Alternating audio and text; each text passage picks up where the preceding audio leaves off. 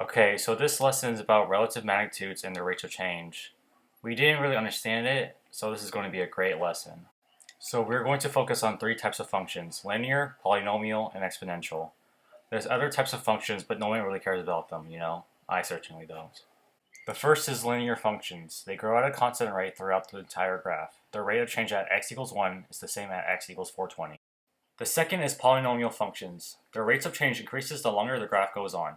For the function y equals x squared, at x equals 1, the rate of change of the function is 2, and at x equals 210, the rate of change is 420. See the huge difference? The last function we're going to talk about is exponential functions. At first they start off slow, then they really make it up for it near the end. Hopefully like my success in life. Like polynomials, their rate of change increases the larger the value of x is, but to a whole nother level. Much like the sadness in my life. This is the general trend of how these functions perform in the short run and the long run. In the short run, the order of efficiency is linear, polynomial, then exponential.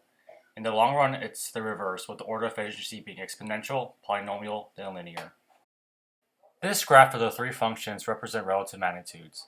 As I said, linear functions' values in the beginning are all larger than the other two functions. However, the polynomial catches up, suddenly having larger values than the linear and exponential function.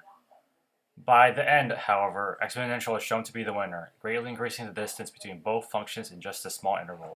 So how are limits involved? We're not really sure, but we think it's that limits is a great way to define end behavior, such as x approaches infinity. That's it, guys. Goodbye.